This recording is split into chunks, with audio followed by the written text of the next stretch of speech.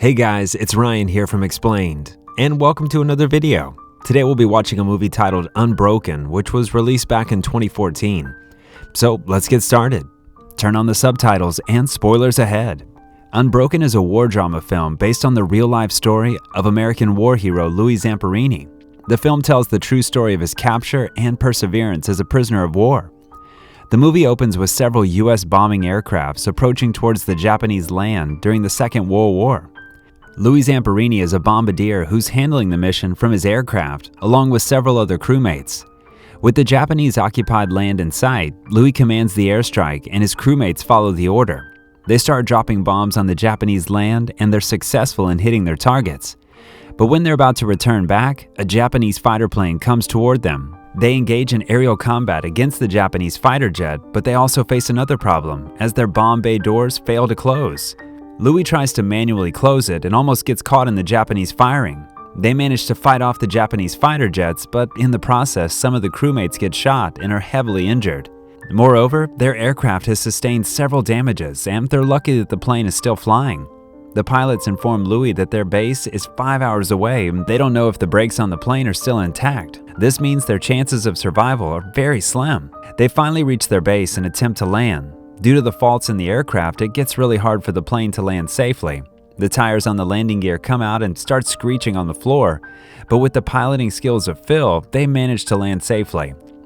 The story then moves back to Louis' childhood.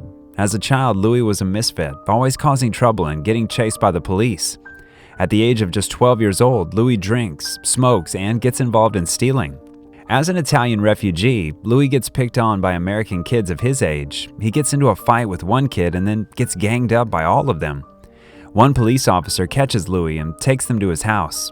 The officer lets his mother know that Louis was fighting with the other kids and was also drinking alcohol. Louis has a typical Italian family, which now lives in the United States. Because of the trouble he causes, Louis' father is not happy with him and wants him to change.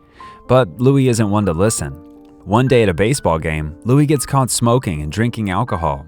To not get caught, Louis runs away from there and his brother happens to see him running at an incredible pace for a kid of his age. So Pete begins to train Louis, saying he can make something out of his pace.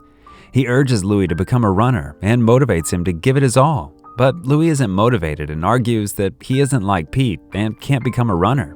To this, Pete reassures Louis by saying that he has all faith in him. He further encourages his brother by saying that if he runs, he will not be a failure, but if he doesn't, he'll end up in the streets begging.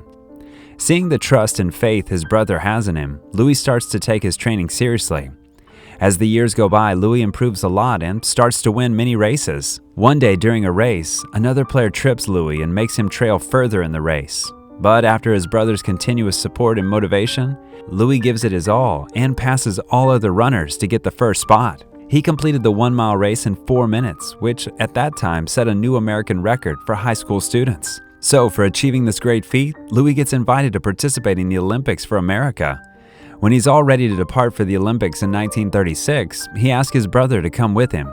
Pete says that he knows Louis won't be winning, so he will not travel with him.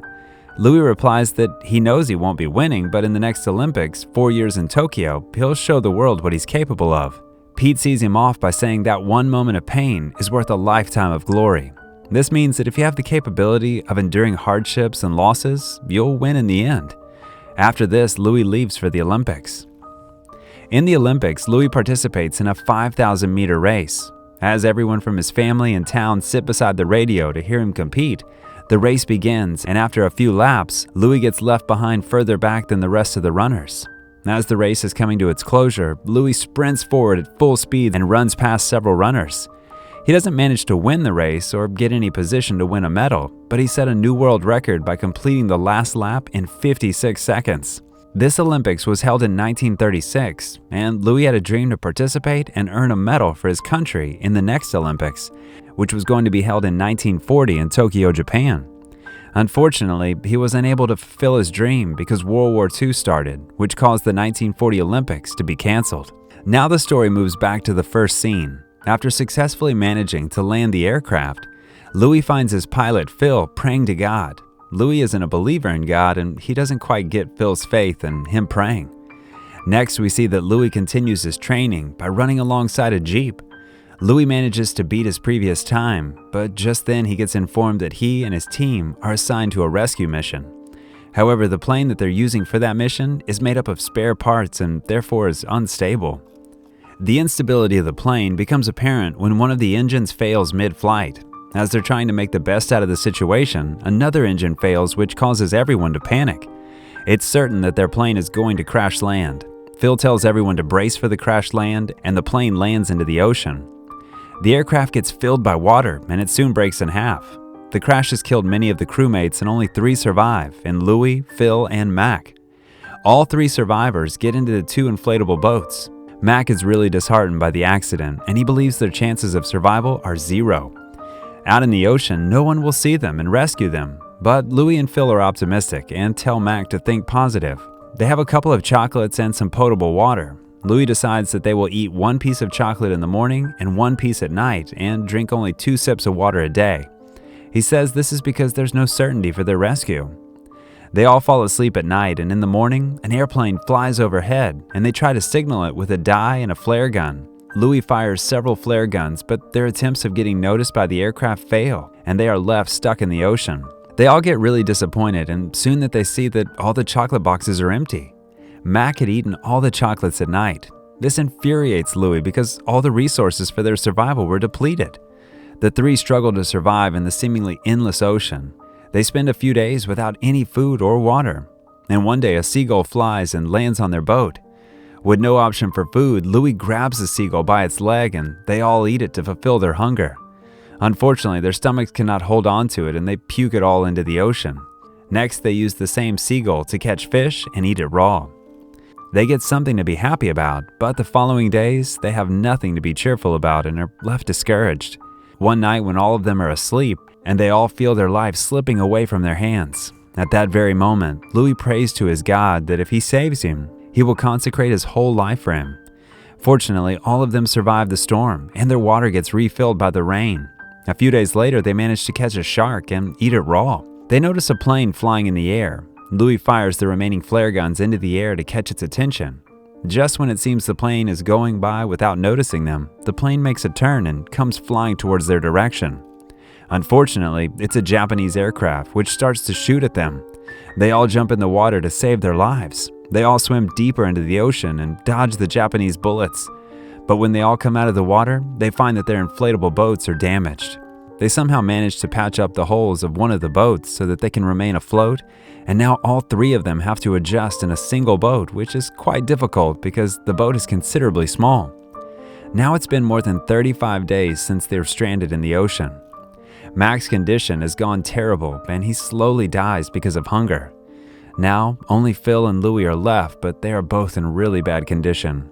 They aren't able to talk or stand. As time goes on, their situation gets bleaker and bleaker. On day 47, they wake up to see a ship, but unfortunately for them, it's a Japanese ship. They become prisoners of war and are imprisoned on an island. After days without any food or water, they receive a bowl of rice, which they eat hungrily. One day, Louis is pulled out of his cell for questioning. The Japanese colonel recognizes Louis as an Olympic athlete. Louis gets interrogated by the Japanese about the Americans' newer plane models and bomb sites. After extracting information from them, the Japanese eventually ship them to another prison camp in Tokyo. Upon reaching the camp, we see that there are many more prisoners. Louis and Phil get separated into this huge crowd of war prisoners. The commanding officer of the camp is very cruel. His name is Corporal Mutsuhiro Watanabe. According to Watanabe, all the prisoners are enemies of Japan, and all the prisoners will be treated as enemies. Watanabe catches Louis glancing at him, and he asks Louis to look into his eyes. When Louis looks into his eyes, he beats him up with a stick, resulting in a bleeding nose. He warns Louis to never look into his eyes ever again. Watanabe then orders the newly arrived prisoners of war to quarantine until the night. At night, other war prisoners tell Louis that since they can't use Watanabe's name, they have nicknamed him the Bird. The next morning, all the prisoners are summoned into the ground in front of the commanding officer, Watanabe. He tells the prisoners that there is a talented man among them, an Olympics athlete, Louis. Watanabe then initiates a race between Louis and a Japanese. Due to exhaustion and starvation, Louis loses the race and falls to the ground. After this, Watanabe calls Louis weak and beats Louis mercilessly with a stick. The prisoners follow the war through newspapers that are stolen from the Japanese. One Marine draws a map to keep track of American positions. Louis notices one prisoner who has some of his fingernails removed as he was tortured for information. They all agree not to help the enemy despite what they're put through. The prisoners are subjected to hard manual labor, including cleaning out the latrines used by fellow prisoners and the Japanese army. One day, inspecting their barracks, Watanabe finds the map which one of the prisoners was drawing. He gets mercilessly beaten by Watanabe as Louis and others stand by helplessly. Later, Louis tells his friends that he's going to kill the bird. His friend warns that if he does so, he'll be shot dead. The only way they can win against Watanabe, the bird, is if they survive. One day, Louis watches the Americans attack the Japanese land, which gets noticed by Watanabe. At night, Watanabe wakes Louis and starts to beat him for no reason. Out of all the prisoners, Watanabe hates Louis the most. It almost seems as if he has a personal grudge against Louis. After a few days, a few people from Radio Tokyo come and Louis gets told that he is officially announced dead in America. After Watanabe mockingly allows Louis to announce to his family that he is alive, he is immediately taken to a radio station. There, Louis tells his family that he's alive, but he lies that he is living well as a prisoner of war in Tokyo. His family cryingly hears the news over the radio, and Pete, who's now a Marine, also gets the letter about his brother's condition. After this program, he gets approached by the men who brought him to the radio station. The men want him to speak again to the radio, but this time they want him to read a script. Louis refuses their offer because what it says about his country is false. The Japanese men try to persuade him by offering to get him out of the prison camp and letting him stay in Tokyo comfortably. However, Louis refuses this offer and goes back to the camp. Back at the camp, Watanabe smiles at the returning Louis, telling him that they are both strong and could have been friends if only they were not enemies. Watanabe then tells the other prisoners to teach Louis about respect by punching him one by one. The prisoners refuse the order to punch Louis, but upon seeing that one of the prisoners will get beat up instead, Louis urges the prisoners to hit him. Louis gets punched by all the prisoners, and this punching spree lasts the whole day. A few days later, when the American prisoners are made to display a play to amuse the Japanese army, Watanabe comes close and sits next to Louis. He informs Louis that there is good news. He has been promoted and will leave for another place. And then later, Watanabe leaves the camp. One night, the camp is bombarded by the Allies, which destroys the whole camp. The following day, the prisoners are immediately transported to another prison camp. The prisoners arrive at a new camp where the conditions of war prisoners are worse than ever. While standing in a row, Louis sees a familiar figure and collapses. It's Watanabe. As Watanabe goes on with the same speech which he delivered in the previous camp, he notices Louis and asks him to look in his eyes. When Louis doesn't do so, Watanabe hits him on the head with a stick. From the next day, all the prisoners are back to work. Here the work is to load the coal onto the boat, which is even more tiring. After a few days, while transferring coal from one place to another, Louis gets pushed from a high place and breaks his leg. The next day, out of exhaustion from doing his work, Louis stops to get some rest, but the officer sees him and immediately takes him in front of some wooden logs. As punishment, Watanabe orders him to pick up one and lift it above his head, which Louis does. Watanabe then cruelly tells the guard to shoot Louis if he drops the wooden log. The guard gets ready with his rifle as Louis almost loses his balance and drops the wooden log. Slowly, everyone's attention turns towards Louis, who's holding on to the wooden log despite losing all his strength under the scorching heat. Watanabe expects Louis to give up, but Louis doesn't. Every war prisoner is cheering for Louis in their low voices, and Watanabe also gives out an expression of uneasiness on his face while waiting for the wooden log to drop. Instead, Louis stares intently into Watanabe's eyes and lifts the log even higher while shouting in defiance towards Watanabe. The prisoners get encouraged as they see this incredible show of courage. Watanabe slowly becomes furious, telling Louis to stop looking at him, but Louis continues staring at him. Embraced by what he thought would be an easy execution, Watanabe attacks Louis. He beats Louis mercilessly. At that moment, Louis remembers the time when he used to run. Louis has defeated all of his fears. He remembers what his brother told him once, that one moment of pain is worth a lifetime of glory. After beating him up, Watanabe falls to his knees in exhaustion. Louis is left on the spot where he had been beaten up, laying there unconscious until the night. The next morning, an officer announces to the prisoners that the war is finally over. To celebrate the end of the war, the officer invites them to take a bath in the nearby river. The prisoners immediately think their end has arrived because they think their executions will be conducted in the river. However, after getting there, an American bomber plane passes them, confirming that the war is truly over. The prisoners celebrate in the river. Supplies immediately arrive in the camp, which the liberated prisoners promptly and happily take. But while the prisoners are celebrating their freedom, Louis goes into Watanabe's cabin. He sees that Watanabe is already gone, leaving behind his cane and a picture of himself and his father. Upon arriving home, Louis immediately kisses the ground. He finally meets his family after years. In 1946, Louis got married and later had a son and a daughter. And as he promised while surviving the storm in the ocean, he devoted his life to God. Phil also survived the war and got married. Watanabe, on the other hand, hid for several years as a war criminal until the U.S. granted him amnesty in an effort to reconcile with Japan. Years later, due to his newfound faith in God, Louis went to Japan and searched for all the people who were involved in capturing him. Louis decided to forgive everyone, even Watanabe, but Watanabe refused to see him. Louis always had a dream to run in the 1940s Olympics, which he couldn't pursue.